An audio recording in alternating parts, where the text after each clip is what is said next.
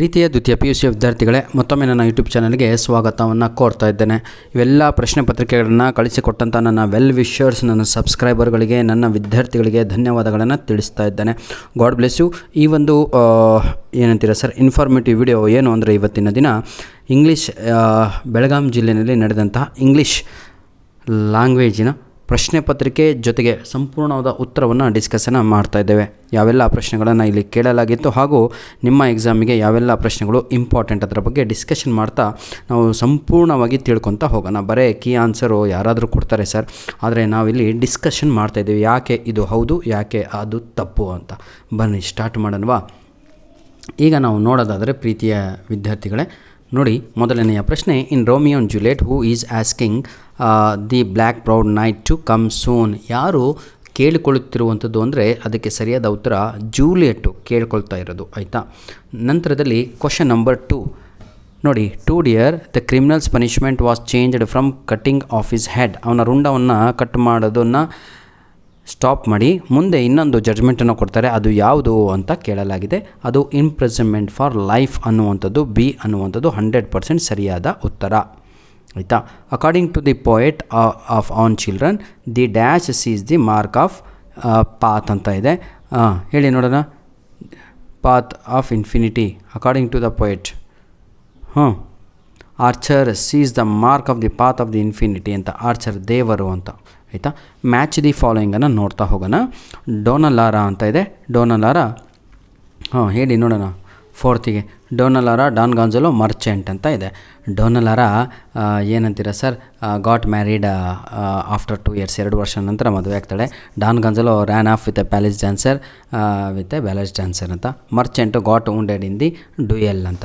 ಹಾಗಿದ್ರೆ ಸರಿಯಾದ ಉತ್ತರ 4th ಒನ್ಗೆ ಆಪ್ಷನ್ ಸಿ ಆಗಿ ಇರುತ್ತೆ.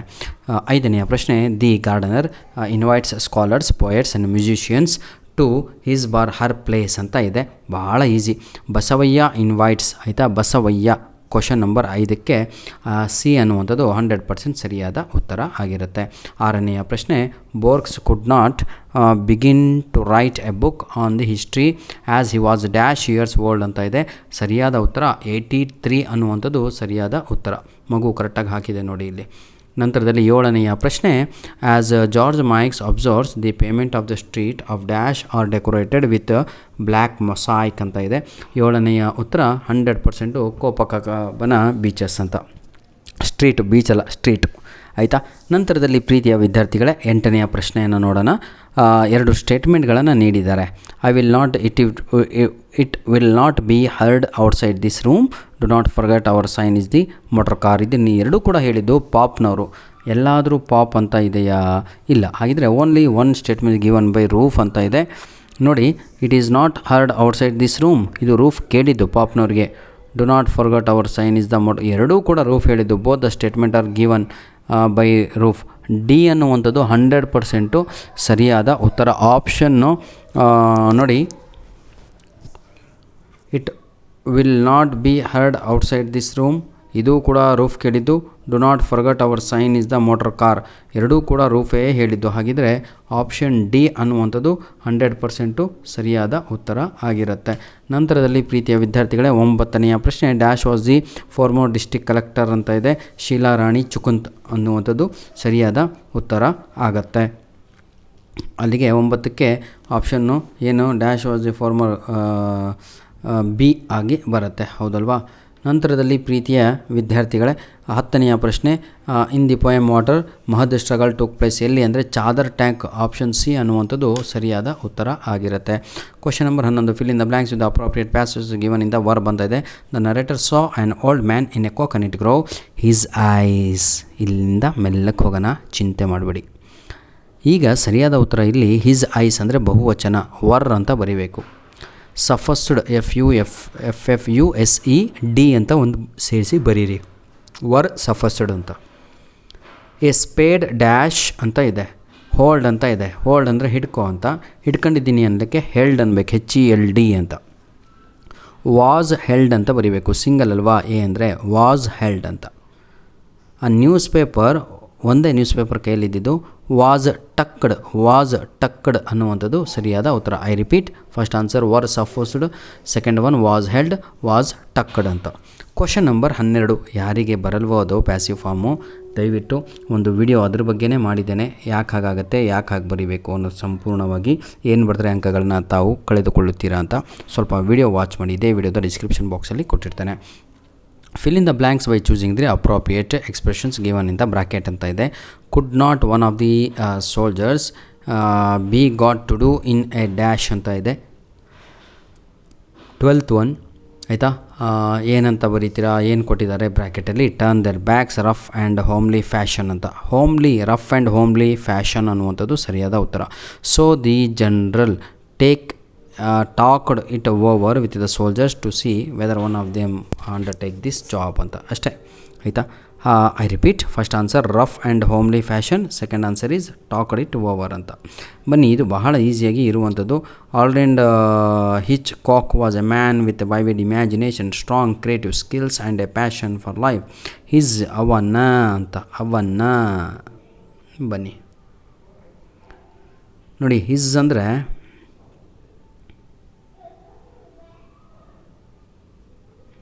ಪ್ರೀತಿಯ ವಿದ್ಯಾರ್ಥಿಗಳೇ, ಹಿಸ್ ಅಂದರೆ ಅವನ ಅಂತ ಅರ್ಥ. Clear?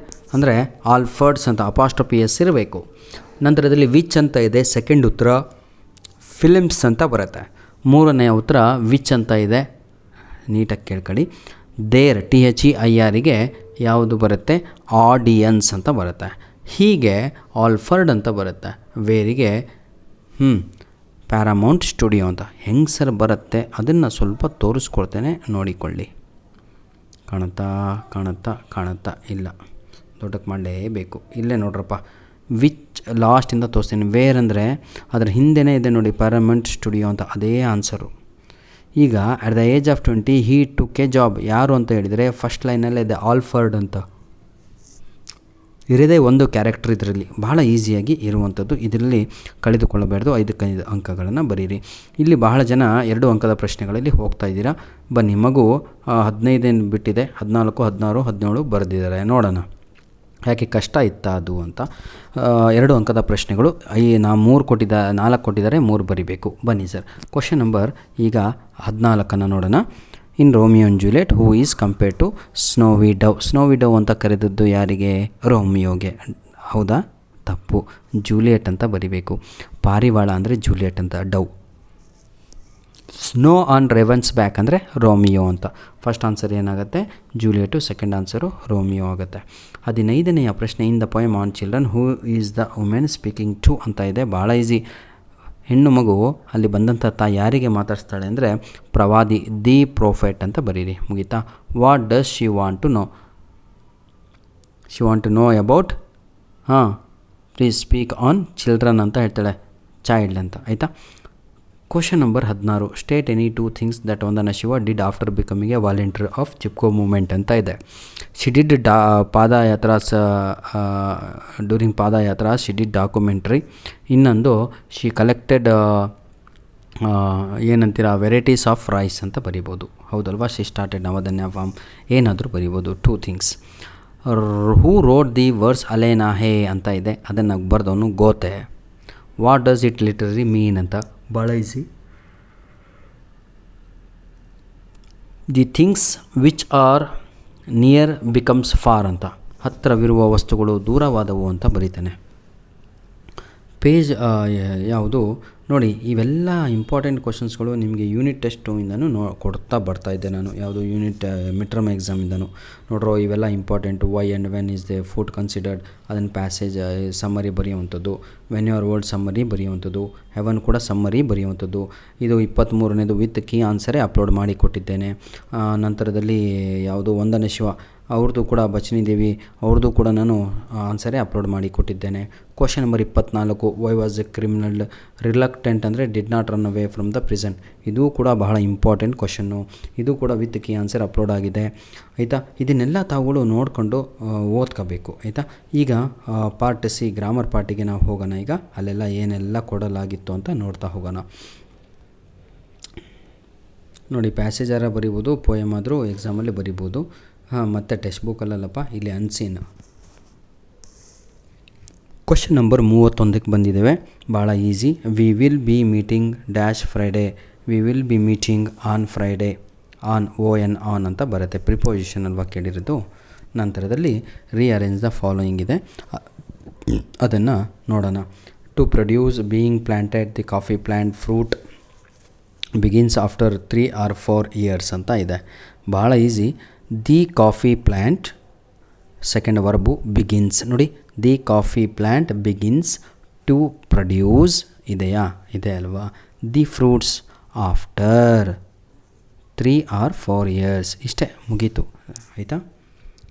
Every seat in the hall dash was were numbered ಅಂತ. ಎವ್ರಿ ಸೀಟ್, ಪ್ರತಿಯೊಂದು ಅಂದರೆ ವಾಸ್ ಅಂತ ಬರಬೇಕು. ಆಯಿತಾ? ವಾಸ್ ನಂಬರ್ಡ್ ಅಂತ. Question number 4. Gandhiji said that he dash greed as a root of the evil among humans ಅಂತ ಇದೆ. ಹಿ ಸಾ SAW ಅಂತ ಬರಿಬೇಕು. ನಂತರ ಭಾಳ ಈಸಿ ಅಲ್ವಾ, ಯಾರಿಗೆ ಬರಲ್ವೋ ನೋಡಿ. ಇದಿಷ್ಟು ನಿಮಗೆ ಹೊಸದಾಗಿ ಅಡಿಷ್ನಲ್ ಆಗಿ ಆ್ಯಡ್ ಆಗಿರುವಂತಹ ಗ್ರಾಮರ್ ಭಾಗ ಆಗಿರುತ್ತೆ. ಈಗ ಲಿಂಕರ್ಸ್ಗಳನ್ನು ನೋಡೋಣ. ರುಕ್ಮಿಣಿ ದೇವಿ ಎಸ್ಟಾಬ್ಲಿಷ್ಡ್ ಕಲಾಕ್ಷೇತ್ರ ಅಂತ ಇದೆ. ಟು ಪ್ರಮೋಟ್, ಹೌದಲ್ವಾ? ನೋಡಿ, in order to promote. First answer ಏನು? ಇನ್ ಆರ್ಡರ್ ಟು ಅಂತ ಬರಿಬೇಕು. ಫೈನ್ ಆರ್ಟ್ಸ್, ಹೌದಲ್ವಾ? ಆ್ಯಸ್ ಸೆಕೆಂಡ್ ಉತ್ತರ. As Radha her niece look admission in it. ಆಯಿತಾ? First answer in order to, second one as. Third ಒನ್ನಿಗೆ first ಅಂತ ಬರುತ್ತೆ ನೋಡಿ. First she called her aunt athai. All other subjects did the same. Subjects ಅಂದರೆ ಅಲ್ಲಿ ಭಕ್ತಾದಿಗಳು ಅಂತಿರಲ್ವ, ಹಾಗೆ. Dash she became universal athai ಅಂತ. ಬಹಳ ಚೆನ್ನಾಗಿರುವಂಥ ಕತೆ ಅದು. ಟೆಕ್ಸ್ಟ್ ಬುಕ್ಕಲ್ಲಿಲ್ಲ ನಿಮ್ದು, ಆಯಿತಾ? Old syllabus. ಕ್ವಶನ್ ನಂಬರ್ 32 ಭಾಳ ಈಸಿ. ಕ್ವಶನ್ ಟ್ಯಾಗ್ ಯಾರಿಗೆ ಬರಲ್ವೋ ಈ ವಿಡಿಯೋದ ಡಿಸ್ಕ್ರಿಪ್ಷನ್ ಬಾಕ್ಸಲ್ಲಿ ಕ್ವಶನ್ ಟ್ಯಾಗನ್ನು ಕೊಟ್ಟಿರ್ತೇನೆ, ಲಿಂಕರ್ಸ್ ಕೊಟ್ಟಿರ್ತೇನೆ, ಲಿಂಕು ಡೈರೆಕ್ಟ್ ಇಂಡಿಯಾ ಸ್ಪೀಚು ಎಲ್ಲದು ಕೂಡ ರೆಡಿ ಆಗಬೇಕು. It had turned very cold last evening ಅಂತ ಇದೆ. ಭಾಳ ಈಸಿ. ಹೆಡೆಂಟ್ ಇಟ್ ಅಂತ ಬರೆಯುವಂಥದ್ದು ಸರಿಯಾದ ಉತ್ತರ. ಹ್ಯಾಡ್ ನಾಟ್ ಇಟ್ ಅಂತ. ಕ್ವಶನ್ ನಂಬರ್ 32 ಎರಡನೇದು. ಇಲ್ಲಿ ಡೂ ಫಾರಮನ್ನು ಯೂಸ್ ಮಾಡಿ ಅಂತ ಇದೆ. The waves splashed against the rocks at the shore ಅಂತ. ಇದು ಬರೀ ಆ ಉತ್ತರ ಹೇಳಿದರೆ ಅರ್ಥ ಆಗಲ್ಲ ತಮ್ಮಂದರೆ. ವಿಡಿಯೋಸ್ ಮಾಡಿ ಅಪ್ಲೋಡ್ ಮಾಡಿದ್ದೀನಿ, ಲಿಂಕನ್ನು ಕೊಟ್ಟಿರ್ತೇನೆ. ಅಲ್ಲಿ ನಾನು ಬರೆದು ನಿಮಗೆ ಕಲಿಸಿದ್ದೀನಿ, ಈ ರೀತಿ ಬರಿಬೇಕು, ಆ ರೀತಿ ಅಂತ. ಅದನ್ನು ತಗೊಳ್ಳಿ, ನೋಡ್ಕೊಂಡ್ರೆ ಪರ್ಫೆಕ್ಟ್ ಆಗ್ತೀರಾ. ಫಾರ್ ಎಕ್ಸಾಂಪಲ್, ಇದು ಸರಿಯಾದ ಉತ್ತರ. Did the waves splash against the rocks at the shore? Question mark ಹಾಕಬೇಕು.